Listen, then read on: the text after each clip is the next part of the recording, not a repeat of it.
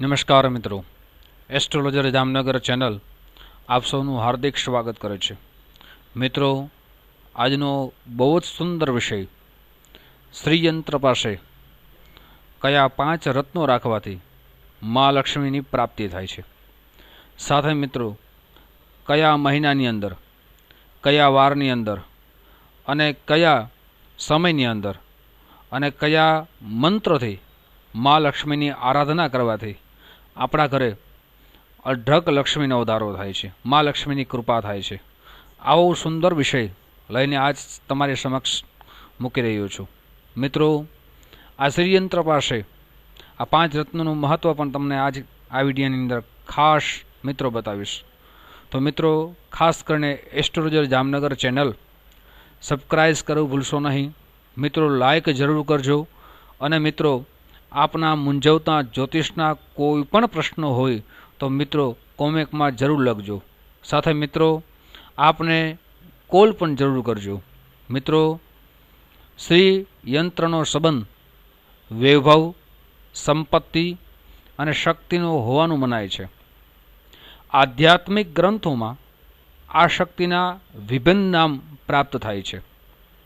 એનું સર્વ સંમત નામ મા લક્ષ્મી છે અને લક્ષ્મીનો પર્યાય શબ્દ શ્રી છે. આથી આ યંત્રને શ્રી યંત્રની સંજ્ઞા આપવામાં આવી છે.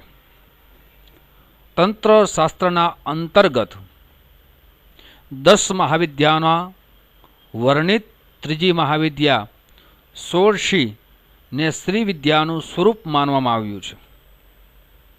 સમૃદ્ધિની સ્વામીની અને પ્રદાયિકા મહાદેવી લક્ષ્મીની કૃપા પ્રાપ્ત કરવા માટે એમની પૂજા, અર્ચના, ધ્યાન અને વ્રત વગેરે ઉપાસનાઓના કેટલાક મંત્ર છે. સાથે પ્રભાવ, ચમત્કાર, અલૌલિકતા અને સ્થાપિત્ય દ્રષ્ટિથી શ્રીયંત્રની સ્થાન સર્વોચ્ચ માનવામાં આવે છે. શ્રીયંત્ર સાક્ષાત મા લક્ષ્મીની પ્રતિભા છે અને એની સાધના નિશ્ચિત રૂપે કલ્યાણકારી હોય જ છે. તંત્રશાસ્ત્રના ગ્રંથોમાં શ્રીયંત્રની સાધના માટે અનુકૂળ સમયનું નિર્દેશ કરતા કહે છે કે એને ઉત્તમ માસ જેની આરાધના કરવા માટે મિત્રો ખાસ કરીને વૈશાખ માસ, જેઠ માસ, કાર્તક માસ, માગસર માસ અને મહા આ ઉત્તમ મહિના શ્રીય મા લક્ષ્મીની આરાધના માટે ઉત્તમ ગણવામાં અને વિશેષ ફળ પ્રાપ્ત કરવા માટે લખવામાં શાસ્ત્રમાં આવ્યા છે. સાથે તેના માટે ઉત્તમ તિથિ બીજ, પાંચમ, સાતમ, બારસ અને સાથે પૂર્ણિમા ઉત્તમ તિથિઓ લેખવામાં આવી છે. સાથે મિત્રો, તેના ઉત્તમ વાર બુધ, ગુરુ અને શુક્ર આ ત્રણેય શ્રેષ્ઠ દિવસ માનવામાં આવે છે.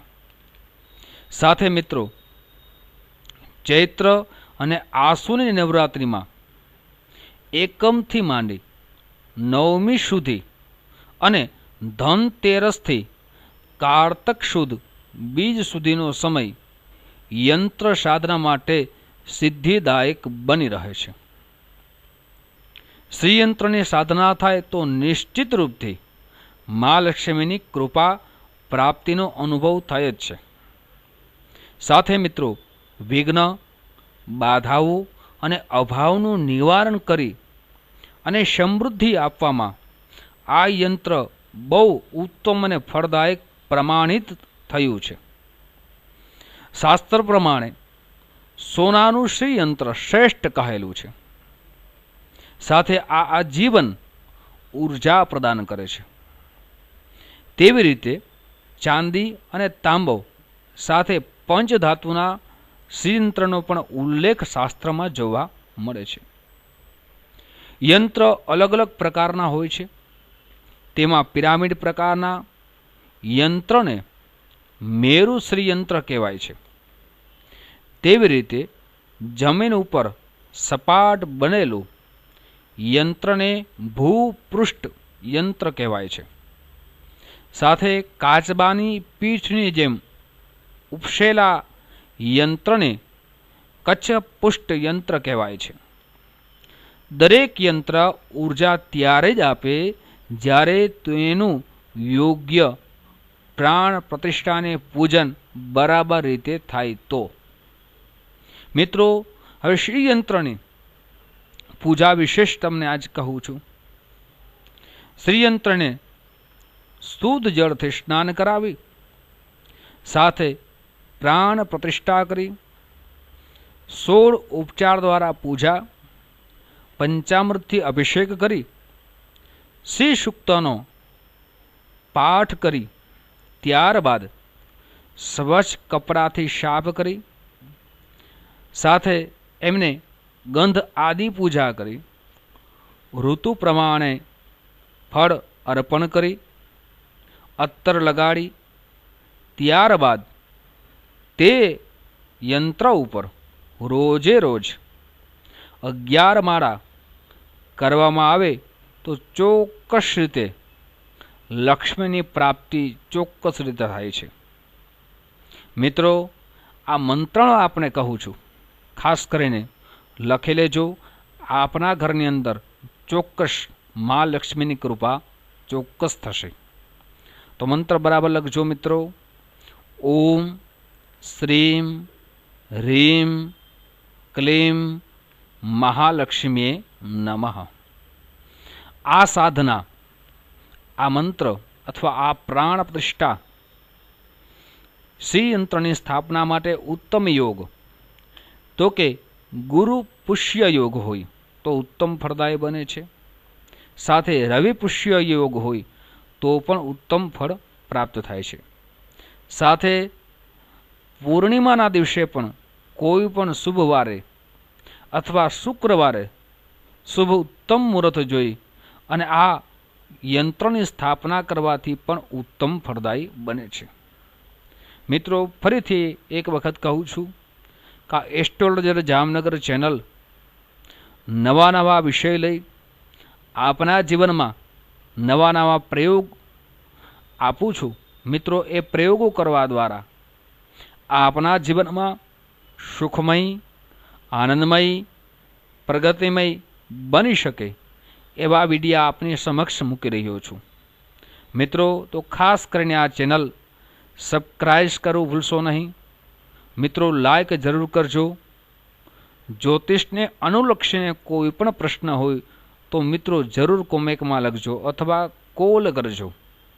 મિત્રો, શ્રી યંત્ર ઉપર પરવાળા અને મોતીની માળા પહેરવાથી અપાર લક્ષ્મીની પ્રાપ્તિ થાય છે.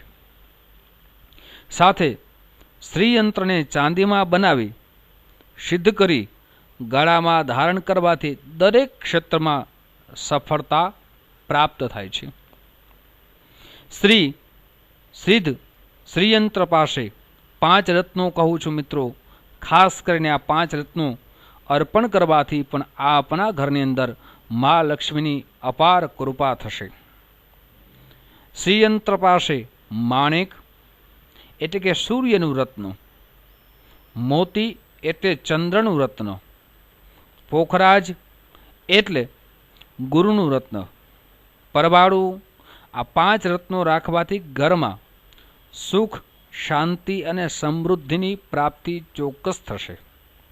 સાથે પૂનમના દિવસે શ્રી યંત્રનું પૂજન કરવાથી મા લક્ષ્મીવંત પ્રાપ્તિ થાય છે. શ્રી યંત્રને તિજોરીમાં રાખવાથી નાણાં એટલે પૈસાની ભીડ ઓછી થાય છે. સાથે તાંબાના શ્રી યંત્રને પૂર્વ દિશામાં રાખવાથી આત્મશક્તિનો વધારો થાય છે. સાથે શ્રી યંત્ર સાથે મા સરસ્વતી યંત્ર રાખવાથી અભ્યાસમાં સફળતા પ્રાપ્ત થાય છે. મિત્રો, જેના ઘરમાં વાસ્તુ દોષ હોય એ મિત્રો ખાસ કરીને શ્રી યંત્ર નિવારણ માટે અગ્નિ ખૂણામાં શ્રી યંત્રની સ્થાપના કરવાથી, પૂજા કરવાથી, સાથે જે મેં મંત્ર આપ્યો છે એની 11 માળા કરવાથી સાથે વાસ્તુ દોષનું પણ નિવારણ થાય છે. મિત્રો, આ શ્રીયંત્ર વિશે વિશેષ માહિતી આપની સમક્ષ મૂકી છે અને આવી માહિતી દર વખતે આપની સમક્ષ ચોક્કસ રાખીશ. મિત્રો, આપનો રોજે રોજ અને સુંદર પ્રેમ મળે છે, એ પ્રેમ એવો ને એવો મળતો રહે.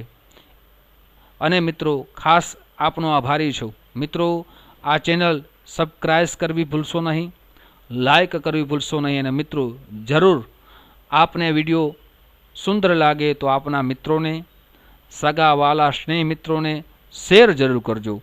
આપ સૌને મારા મહાદેવ હર. જય શ્રી કૃષ્ણ.